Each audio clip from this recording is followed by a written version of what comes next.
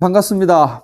오늘 토지수용보상금하고 매도청구 금액, 재개발 재건축에서 현금 청산금을 제대로 받는 방법에 대해서 약 3시간 정도 걸릴 것 같습니다. 한번 살펴보겠습니다.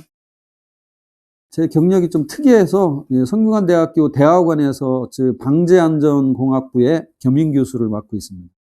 재난 및 안전관리 기본법을 강의를 하고 있어요. 그 다음에 이제 법무법인 강산의 변호사를 맡고 있고, 동작구 수원시 공무변호사도 맡고, 또 동작구는 도시계획위원도 맡고 있습니다. 종로구는 계약심의위원, 공유재산심의위원 이렇게 맡고 있어요. 제가 이제 심혈을 기울여서 만들어 놓은 마을, 아산 지중해 마을의 이 프로젝트 매니저를 맡고 있습니다. 여기 가면 제 건물이 아주 이쁘게 있습니다. 자, 이제 바로 들어가서 오늘은 두 파트인데요. 첫 번째는 재개발 사업에서 현금 청산은 토지 수용입니다. 그 다음에 재건축 사업에서 현금 청산은 매도 청구입니다. 그래서 첫 시간에는 먼저 재개발 사업과 토지 수용, 이걸 먼저 살펴보겠습니다. 기본 지식으로 이제 정비 사업 진행 순서를 좀 간단하게 여기 적어봤는데요. 뭐 다 아시는데 어쨌든 조합 설립이 되고, 그 다음에 이제 사업 시행 계획 인가 받고, 분양 신청 받고, 관리 처분 계획 인가. 그래서 우리가 이제 가장 중요한 건 이 사업 시행 계획 인가입니다. 그래서 재개발 지역에서 현금 청산을 생각하시는 분들은 이 사업 시행 계획 인가가 언제 나느냐, 이런 것들을 굉장히 주의 깊게 고민을 하셔야 됩니다. 조합에 알아보셔야, 네 박자 두시면 안 됩니다. 그 다음에 이제 그 다음 절차가 분양 신청입니다. 분양 신청을 보면 사업 시행 계획 인가가 난 날로부터 120일 이내에 중요한 거, 종전자산 가격을 통보해 줘야 돼요. 종전자산 가격하고, 그 다음에 분양 대상자별 분담금의 추산액, 얼마 정도 추가로 돈을 내던가 아니면 받던가 하면 아파트를 받을 것 같다. 요 추산액을 통보를 해줘야 됩니다. 이게 과거에는 2018년 2월 9일 개정되기 전에는 이런 걸 전혀 통지를 안 했어요. 그래서 소위 깜깜이, 아무것도 모르고 그냥 분양 신청해서, 왜냐하면 이제 분양 신청이라는 게 중요한 게 이 조합원에서 내가 빠지는 그걸 선택을 하는 거죠. 분양 신청을 하면 아파트를 받는 거고, 분양 신청을 안 하면 현금 청산이 되는 건데, 그 중요한 의사결정 하는데 아무것도 이야기를 안 해줬어요, 과거에는. 그래서 법이 이제 지금은 최소한 그 종전자산 가격하고, 그 다음에 분담금의 추산액은 꼭 통보를 해라. 그렇게 통보를 해주면 그걸 받고 이제 고민을 하는 거죠. 그래서 분양 신청 기간은 이제 30일에서 60일 이내로 하고, 20일 범위에서 한 차례만 연장할 수 있습니다. 그러니까 요 기간 동안 이제 고민을 하시는 거예요. 아, 나는 아파트를 받겠다. 또는 나는 그냥 돈으로 현금 청산 받고 끝내겠다. 이런 고민을 하셔야 됩니다. 자, 그래서 이제 현금 청산자는 어떤 경우에 현금 청산자가 되느냐? 제일 첫 번째, 분양 신청을 하지 아니한 자. 두 번째, 분양 신청 기간 종료 이전에 분양 신청을 철회한 자. 요거 분양 신청 철회는 요 분양 신청 기간이 아까 좀 전에 그 30일에서 60일이라고 그랬죠. 요 기간 내에만 철회가 가능합니다. 이 기간이 지나면 분양 신청 철회는 안 됩니다. 그 다음에 이제 72조 6항 본문에 따라서 분양 신청을 할 수 없는 자. 이게 뭐냐면 투기과열지구에서 5년 이내 재당첨 제한에 걸리신 분들, 그런 분들은 현금 청산을 할 수밖에 없어요. 그 다음에 이제 관리처분 계획에서 분양 대상자에서 제외된 자. 나는 분양 대상이라고 생각했는데 조합이 관리처분을 했는데 분양 대상이 아니고 현금 청산을 하겠다 그렇게 제외한 자. 그 다음에 이제 이 다섯 번째로 분양계약 체결 기간 동안 분양계약을 체결하지 아니한 자. 요거 많이 오해를 하는데, 요 다섯 번째는 정관으로만 인정되는 겁니다. 만약에 정관에 이런 규정이 없으면 현금 청산이 안 됩니다. 그래서 제가 좀 강조하고 싶은 건, 현금 청산을 할 생각을 갖고 계시면 요 5번 이걸로 현금 청산하지 말라는 겁니다. 아예 그냥 분양 신청을 하지 말아라. 왜냐하면 분양 신청을 하면 이제 조합원으로 인정이 되죠. 조합원으로 인정이 되면 2주 철거를 나가야 됩니다. 분양 계약 기간은 언제 선포되느냐? 2주 철거하고 다 공사 착공한 이후에 분양계약 체결 기간이 선포가 돼요. 그러면 나는 2주에서 내 물건은 다 이미 철거까지 끝난 상태예요. 그 상태에서 감정을 어떻게 할 거냐 이거죠. 물건이 없잖아. 그래서 감정하기가 이 액수가 증액하는 게 굉장히 어렵습니다. 액수가 증액하는 게 굉장히 어렵기 때문에 분양 신청을 하지 않고 그대로 그냥 현금 청산을 하는 게 낫지. 요거는 부득이하게 나중에 분양 신청했는데 나중에 마음이 바뀌었을 때로 생각을 하시면 좋을 것 같습니다. 그 다음에 이제 현금 청산 대상자로부터 산 사람, 양수한 사람, 이 사람도 현금 청산 대상자죠. 그 다음에 투길과열지구에서 양수인. 이게 재건축은 조합 설립 인가 후부터 사고 팔면 현금 청산됩니다. 그 다음에 재개발은 관리처분 인가 후부터. 물론 예외는 있습니다. 예외가 여러 가지 다양하게 있습니다. 오늘 이걸 다 강의할 수는 없으니까요. 예외가 있다. 어쨌든 재개발은 관리처분 인가 후부터, 재건축은 조합 설립 인가 후부터. 중요한 거 요 투기과열지구입니다. 요 투기과열지구. 투기과열지구가 아닌 경우는 해당하지 않습니다. 그 다음에 이제 총회에서 재면결의가 된 경우, 이 재면결의는 뭐 사실상 어렵죠. 사실상 어렵죠. 이렇게 어쨌든 경우의 수가 현금 청산 대상자가 되는 경우에는 8가지 경우가 있습니다. 그 다음에 이제 제가 늘 강조하는 말인데, 이제 역지사지를 좀 해보자. 나는 현금 청산자지만 내가 과연 조합, 그 사업 시행자라고 한다면 어떻게 할 것이냐라고 생각해 보면 답이 나온다.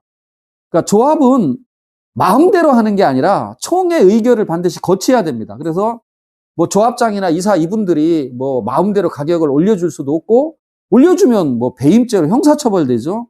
총회 의결을 거쳐야 됩니다.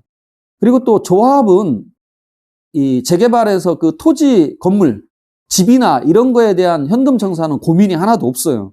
왜냐하면 이 금액은 감정평가사가 결정하는 것이니까 나오면 공탁하면 그만입니다. 공탁을 하면 소유권이 자동으로 조합으로 넘어가기 때문에 전혀 고민을 안 해요. 실무상 조합이 진짜 고민하는 건 뭐냐? 그 보상 대상 물건, 토지나 물건에 누락됐느냐? 그 다음에 건물이나 수목의 인도. 이 수목이 사실 또 신경 쓰여요. 수목의 인도. 그 다음에 절차상 하자 문제. 그 다음에 영업보상. 이게 굉장히 중요하죠. 영업보상 문제. 그 다음에 제한 물권, 근저당권이나 가등기의 처리 문제. 이건 뭐 수용권을 행사하기 때문에 재개발에서는 뭐 그닥 그렇게 큰 고민은 안 됩니다. 허나 재건축으로 넘어가면 이건 실로 엄청난 문제입니다. 이 문제는. 그 다음에 이제 감정 진행 문제, 감정 진행. 이 감정이 빨리빨리 이루어져야 되는데 감정이 진행이 안 되는 수가 있어요. 그 다음에 공사가 정상 착수되는지, 또 일반 분양이 가능한지, 이런 것을 고민을 합니다. 그러니까 우리는 분양 신청을 안 하신 분들이 현금 청산하면 내 집에 대해서만 신경 쓰시는데 진짜 신경 써야 될 것은 요 밑에 제가 말씀드린 부분이다. 그래서 사업 진행 상태를 제대로 파악해야 된다. 여기 보면 이제 신도시 조성 사업 차질 우려. 이거는 재개발 사업은 아닙니다. 재개발 사업은 아니지만 똑같습니다. 재개발 사업이나 신도시나 토지보상법에 의한 토지 수용 절차는 똑같기 때문에 이 제목이 그렇게 나왔죠. 6개월 걸리는 토지 수용 절차가 2년 10개월 동안 진행된다. 그래서 얘기가 무슨 얘기냐 보니까 종교시설 부지인데 공사의 토지보상 협의 요구에 현재까지 거부 입장을 밝히고 있다. 그래서 수용 재개를 신청했어요. 수용 재개를 신청했는데 핵심이 뭐냐? 평가를 거부하고 있어요. 평가를 거부. 평가를 거부하니까 재결 진행이 어렵다는 의견을 전달해 온 겁니다. 그래서 이제 사업 시행자 입장에서는 토지 수용을 위해 구성된 중토위가 본연의 임무를 수행하지 않으면서 공정이 지연되고 있다. 그러니까 중토위에서는 뭐냐? 협의가 진행되지 않는 부지는 종교시설이라는 특수성이 있다. 사실 특수성이 중요한 게 아니에요. 이게 중요한 겁니다. 중토위에서는 물리력을 동원해 감정평가를 할 수 없다. 이게 핵심이죠. 물리력을 동원해 감정평가를 할 수 없다.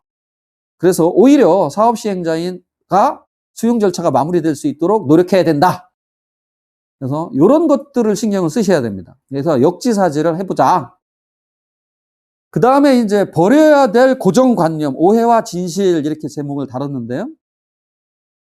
조합에게 잘 보여야 현금청산금이 잘 나온다. 그렇지 않습니다. 예, 총회 의결을 거쳐야 되기 때문에 잘 보인다고 보상금 잘 나오지 않습니다.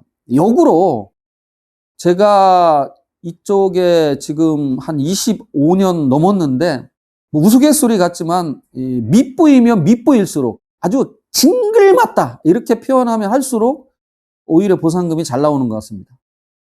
그 다음에 자료를 잘 준비해서 제출해야 한다 이렇게 이제 생각을 하는데 경우에 따라서는 이 자료 제출이 나한테 독이 되는 수가 많습니다. 나한테 특히 영업보상은 특히 그렇습니다. 영업보상은 자료를 제출하는 게 오히려 독이 된다. 그래서 자료 제출 여부도 변호사와 상의를 좀 잘 하셔야 된다. 그 다음에 나만 잘 받으면 된다. 그렇지 않다. 뭐 같은 평수 아파트인데 또 같은 지역인데 내 것만 잘 나올 수가 없죠. 그래서 같이 노력을 해야 된다. 그 다음에 누락되면 보상을 받지 못하여 손해다. 요거 진짜 많이 오해하시는데 자 누락이 되면 돈을 못 받죠 당연히. 그럼 망한 건가요? 망한 게 아니죠. 돈을 못 받으면 소유권이 넘어가지 않습니다. 소유권이 넘어가지 않으면 사업 시행도 당연히 못하죠. 그럼 아쉬운 건 누구겠어요? 당연히 사업 시행자가 아쉬운 겁니다. 그런데 우리는 어떻게 한다? 누락된 거 있으면 왜 그렇게 신고를 하나 몰라.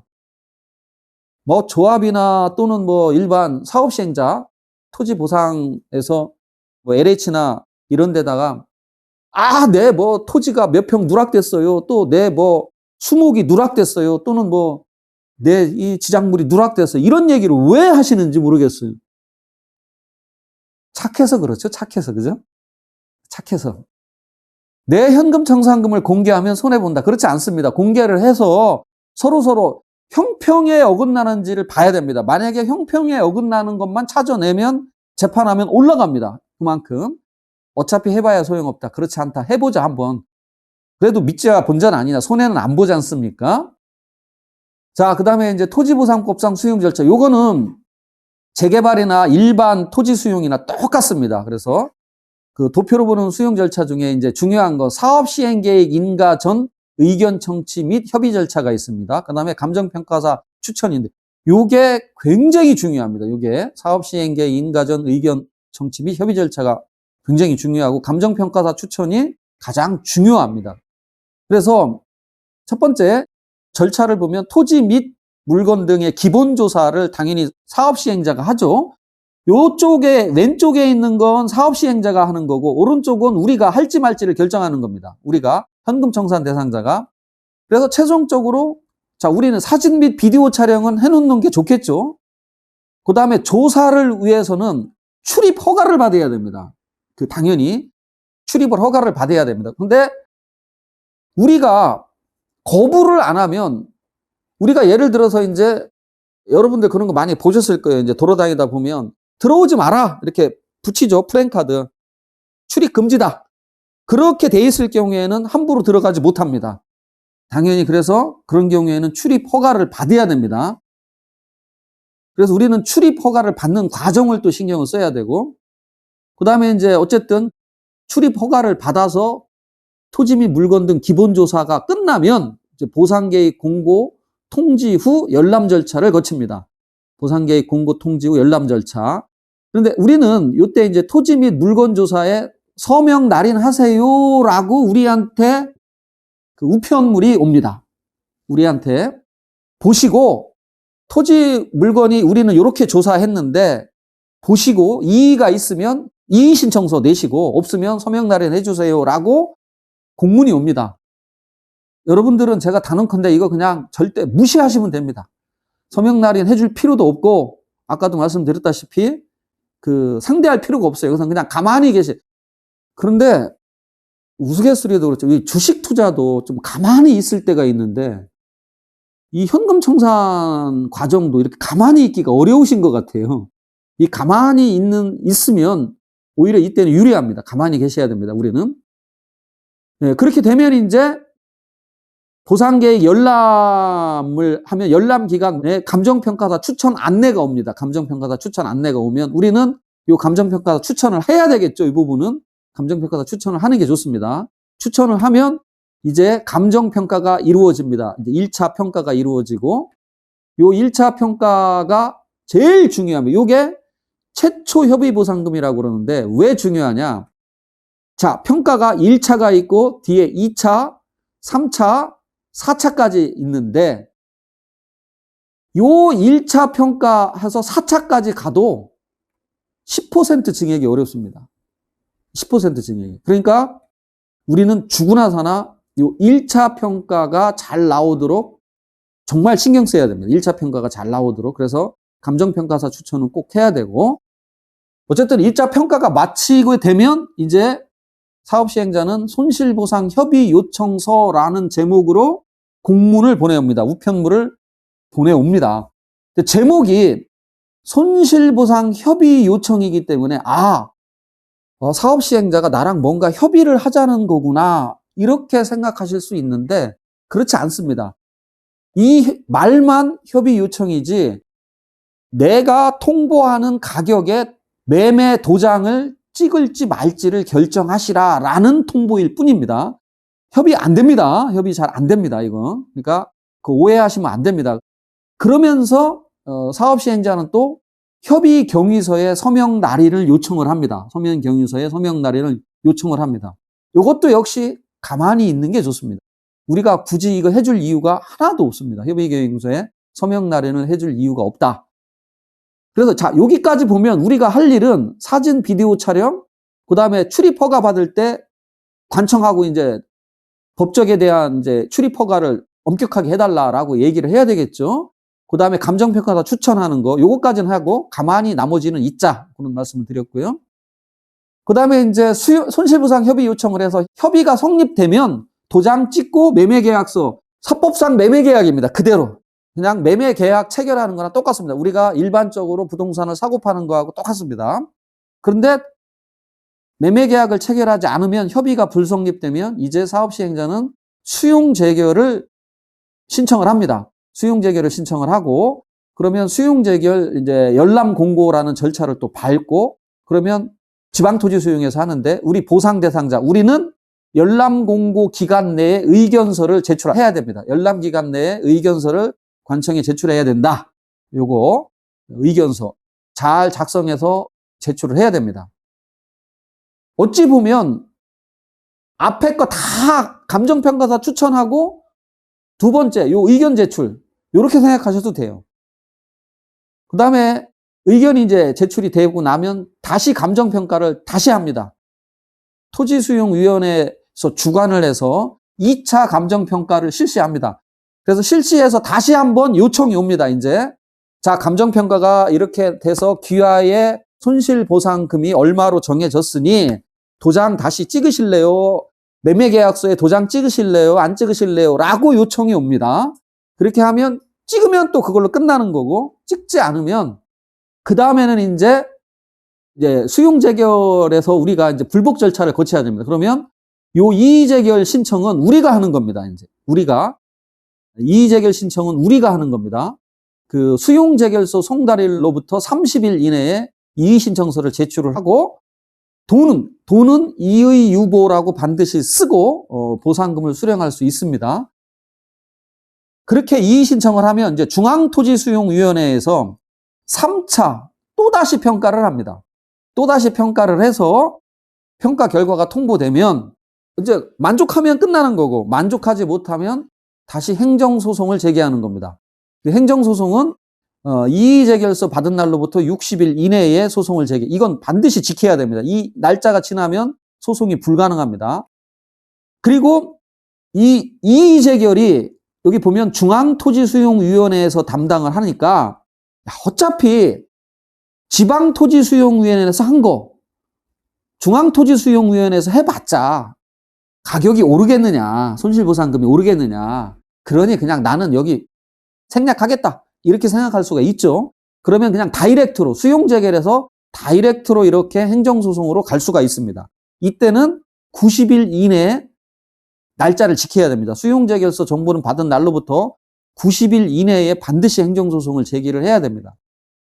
근데 여기서 이제 제 그냥 경험을 좀 말씀드리면 제 오랜 경험에서 이의재결을 생략할 이유는 저는 없다고 생각을 합니다. 가급적이면 저는 이의재결을 거치는 길을 권고합니다. 왜냐하면 이의 제기를 할 때는 우리가 그 감정평가 비용을 우리가 전혀 부담하지 않습니다. 아무런 비용을 내지 않습니다. 요거 모든 건 사업시행자 비용으로 진행을 합니다. 하지만 이제 행정소송으로 가면 우리가 행정소송 제기할 때 인지대 송달료도 내야 되고, 그 다음에 감정평가 비용도 우리가 납부를 해야 됩니다. 그래서 굳이 이의제결을 생략할 필요는 없다. 그렇게 말씀을 드리고 싶네요. 자, 그래서 이제 좀 풀어서, 요건 제가 도표로 썼는데, 이제 풀어 쓴 수용 절차를 여기다 해놨습니다. 쭉 여러분들이 한번 읽어보시면 돼요. 요거 제가 풀어서 써놨으니까 지금 설명드린 걸. 그래서 제일 중요한 건 어쨌든 인가권자, 사업시행계획 인가 전에 이해관계의 의견 청취와 중앙토지수용인의 협의 절차를 거쳐야 된다. 이 부분인데 이건 다시 좀 이따 더 나옵니다. 그래서 지금 말씀드린 걸 여기 풀어서 이렇게 정리를 해놔봤습니다. 여러분들이 한번 꼼꼼히 한번 보시기를 바랍니다. 자, 그러면 이제 어떻게 준비를 해야 되느냐? 재개발 사업에서는 뭐 대책위를 구성해서 대응을 하는 것이 효과적입니다. 왜냐? 그래야 감정평가사 추천권을 행사할 수가 있겠죠. 나 혼자 감정평가서 추천권을 행사할 수는 없으니까요. 근데 이제 잘못하면 그 법조브로커의 놀이터가 되고 먹잇감이 됩니다. 거꾸로 좀 조심하셔야 되고. 뭐 대책위원회는 뭐 별거 아닙니다. 그냥 여러분들 등산 모임 만들고 동창회 만드는 거와 똑같이 그렇게 만들면 됩니다. 별게 뭐 아닙니다. 그냥 법적 단체가 아닙니다. 이 대책위원회는 관할 지방자치단체가 구성하는 보상협의회하고 서울시의 경우에 구청장이 구성하는 협의체와는 다른 겁니다. 그냥 우리끼리 잘해보자라고 만드는 겁니다. 그 다음에 이제 개인적인 준비사항은 현금청산 관련 지식을 좀 공부를 해야죠. 아무것도 모르고 있으면 어떻게 할지 답답합니다. 그래서 아무것도 모르면 그냥 처음부터 빠른 시일 내에 변호사를 만나서 선임계약을 체결하고 그 변호사의 조언을 따르면 되는데, 전문 변호사를 선임하고 그 조언을 따르면 되는데 그 시기를 대부분 놓치더라고, 제가 보니까요. 그래서 조금이라도 오늘 제가 말씀드리는 정도만 아셔도 됩니다. 제가 오늘 말씀드리는 정도만 아셔도 충분합니다. 자, 그래서 아까 계속 강조한 사업시행계획 인가 전에 협의 및 의견 청취화가 의무화됐다. 이게 무슨 뜻이냐면, 전에는 이제 조합 설립이 되고 사업시행계획이 인가가 되면 토지 수용권이라는 게 생기는데, 우리 불만이 그거죠. 왜 나한테 알리지도 않고 토지 수용권이라는 강력한 행정 처분을 하는데 왜 나한테 알려주지도 않느냐. 이런 불만이 엄청나게 많았습니다. 그래서 그런 불만을 해소하고자 이제 일반 신도시나 우리 재개발이나 똑같이 일반 재개발 신도시 같은 경우에는 그 토지 수용권이 부여되는 게 통상 실시계획 인가인데요. 그 실시계획 인가 전에, 여기 재개발에서는 사업시행계획 인가 전에 그 중앙토지수용위원회 및 사업인정에 이해관계 있는 자의 의견을 들어야 된다. 이게 누구겠어요? 당연히 이해관계 있는 자는 당연히 소유자는 당연하죠. 그 다음에 소유자뿐만이 아니라 여기에 관계인도 이제 포함이 되는데, 여기 뭐 근저당권자라든지 이런 사람들도 해당되겠죠. 어쨌든 중앙토지수용위원회 사업인정에 이해관계 있는 자의 의견을 들어라. 이렇게 이제 2016년 6월 30일 날 법이 바뀌었습니다. 이렇게 바뀌었는데 가만 보니까, 자, 밑에 이해관계자의 의견을 듣는 건 좋은데 중앙토지수용위원회 의견을 들어라라고 해서 중앙토지수용위원회가 의견을 말합니다. 의견을 이렇게 했으면 좋겠다라고 말을 하니까 사업시행자들이 어떤 태도를 취하냐면, 네, 알겠습니다. 기아의 의견은 잘 들었습니다. 라고만 이야기하고 그 의견을 무시해버리는 거예요. 뭐 법조문이 의견을 반드시 시정 조치하라 이런 건 아니지 않습니까? 그래서 다시 법이 한번 또 바뀝니다. 그래서 2018년 12월 31일 날 바뀌고 2019년 7월 1일 날 다시 한번 바뀐 법이 시행되는데, 이제 중앙토지수용위원회하고는 협의해라는 겁니다. 좀 전에는 의견을 들으라고 했지만 이제는 협의해야 된다는 거예요.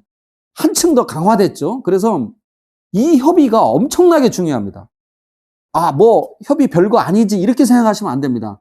실제 협의되는 거를 보면 굉장히, 그러니까 현금 청산 대상자들의 권익을 보호하기 위해서 중토위가 노력하는 경우가 많이 있습니다. 그래서 이 협의 부분을 꼭 이런 절차가 있다.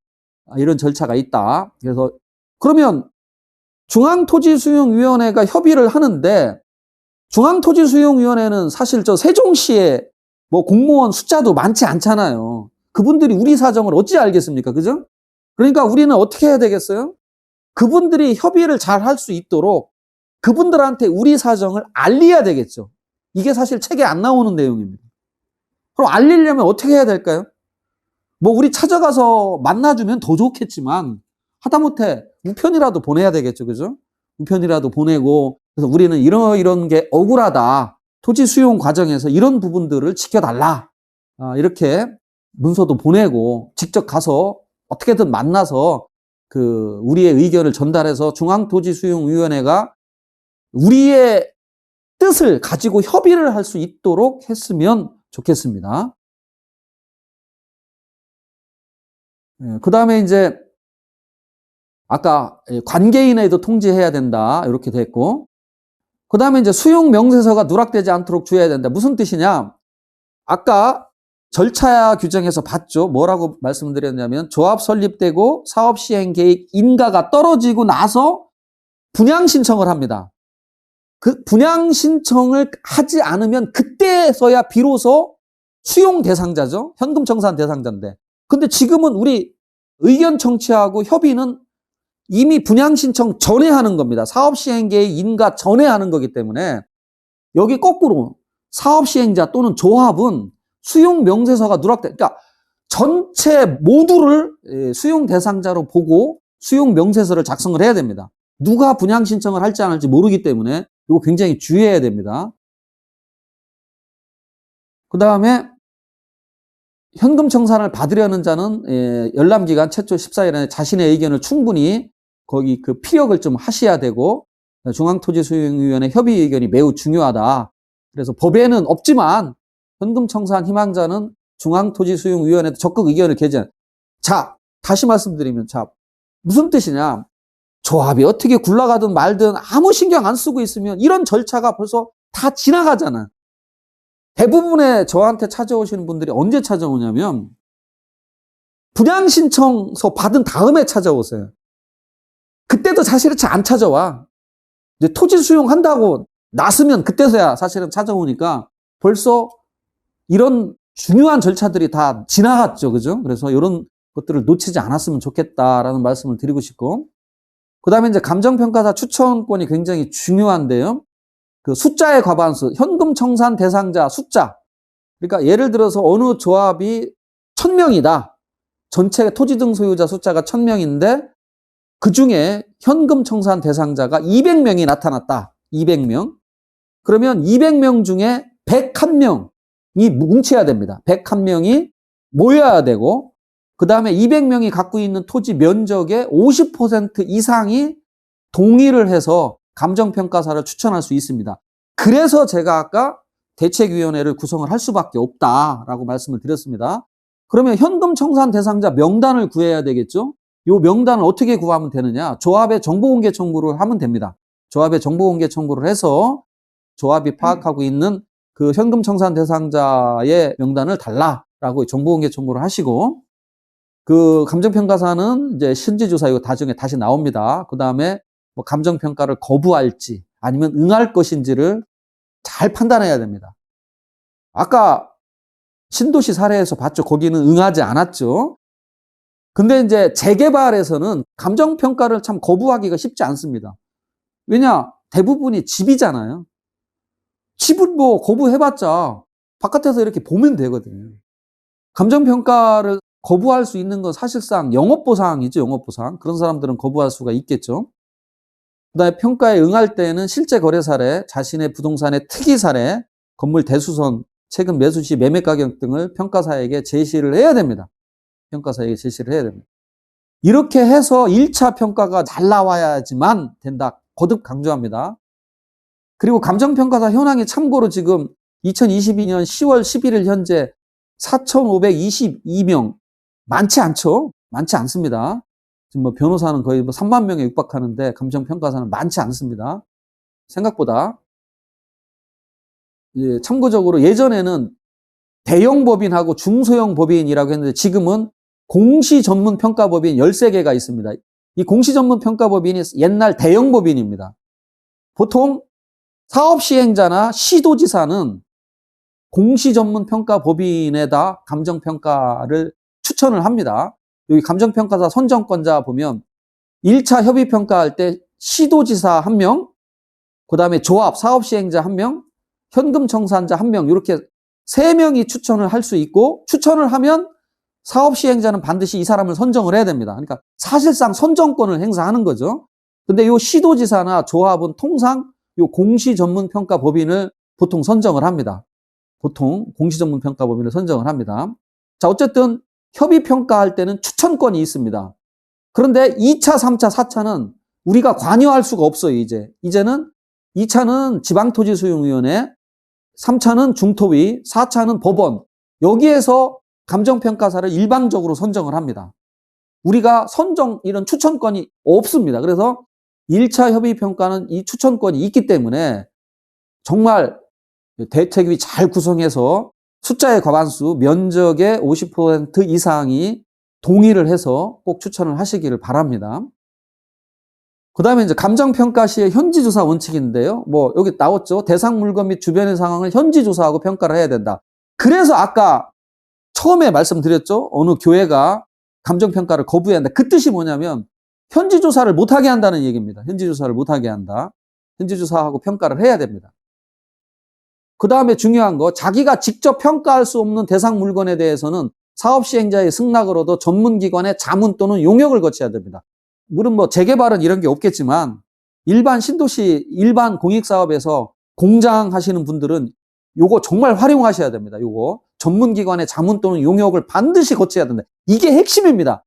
이 전문기관 자문 용역이 일반 재개발 말고 일반적인 신도시 같은 데에서 큰 공장 이런 걸 운영하시는 분들은 정말로 이게 중요합니다. 이게 가장 중요합니다. 그 다음에 이제 그 현지조사하고 평가를 해야 되는데, 그러면 어떻게 돼 있느냐? 감정평가 실무 기준이 대상 물건에 대한 조사가 불가능하고 극히 곤란하면 업무를 수임해서는 안 된다. 감정평가 업무 하지 말라는 얘기죠. 업무를 수임해서는 안 된다라고 표현을 하고 있습니다. 그리고 중요한 거 여기 이제 물리적인 접근 곤란. 아까처럼 현금 청산 대상자가 막는 거죠. 접근을 못하게. 접근 곤란 등으로 실지 조사가 불가능하거나 매우 곤란한 경우, 이게 핵심입니다.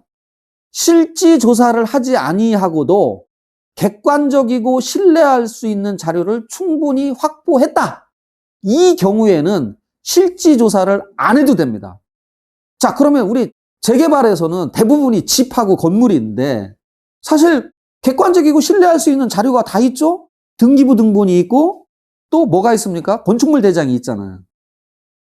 그거보다 더 신뢰할 수 있는 자료는 없죠. 그래서 그런 건물들은 막아도 그냥 그걸 보고 평가를 합니다. 그런데 영업보상은 얘기가 좀 틀려집니다. 영업보상과 감정평가. 이제 이 한국감정평가사 협회가 영업손실보상평가 지침이라는 걸 만들어 놨는데 뭐라고 만들어 놨냐면 요거까지만 하고 한 5분 정도 쉬겠습니다. 최근 3년간 평균 추정 매출액 때 인근 지역 또는 동일 수급권 안에 유사 지역에 있는 같은 업종 비슷한 규모의 영업에 일반적인 영업이익률을 적용하거나 국세청장이 고시한 표준소득률을 적용해서 연간 영업이익을 산정할 수 있다. 이렇게 해놨습니다. 그런데 이건 법이 아닙니다. 근데 이 부분은 감정평가 실무 기준에도 반하고 법에도 반합니다. 토지보상법에도 반합니다. 그런데 한국감정평가사 협회에서 버젓이 이렇게 만들어 놓고 실제 평가사들이 이렇게 평가를 하는 경우가 있어요. 그래 여기 보면 영업이익 등 관련 자료의 제시가 없는 경우, 이 제시가 없어도 표준소득률을 적용해서 연간 영업이익을 산정하거나 일반적인 영업이익률을 적용하겠다. 저는 이 부분에 대해서 정말 많이 비판을 합니다. 왜? 법에도 없는 내용으로서 이거 당연히 삭제돼야 하고, 이 법에 그런 내용이 없지 않습니까? 현지조사하고 평가를 해야 된다고 했는데 협회에서 이런 규정을 만들었는지 도저히 이해가 안 가고, 그래서 영업보상 대상자가 자료를 제출하지 않아 평가가 불가능한 경우에는 그 문제는 입법으로 또는 사업시행자가 해결할 문제지 감정평가법인이 해결할 문제는 아니라는 겁니다. 그런데도 불구하고 이렇게 평가를 강행을 하면 감정평가사는 민형사상 책임을 져야 될 것이다. 민형사상 책임. 그래서 제가 지금까지 사실은 뭐 이런 강의를 공개적으로 한 번도 안 했는데요. 감정평가사가 민형사상 어떤 책임을 져야 되는지 처벌 사례도 있고 손해배상 책임 사례도 제가 이렇게 판례를 찾아왔습니다. 그래서 이 평가사님들도 왜 스스로 이렇게 무거운 그 짐을 스스로 지는지 뭐 저는 좀 이해가 안 가고, 감정평가협회 차원에서 이 부분에 대해서는 폐기하는 게 맞죠. 삭제하는 게 맞겠죠. 이 부분에 대해서는 삭제하는 게 맞을 것 같습니다.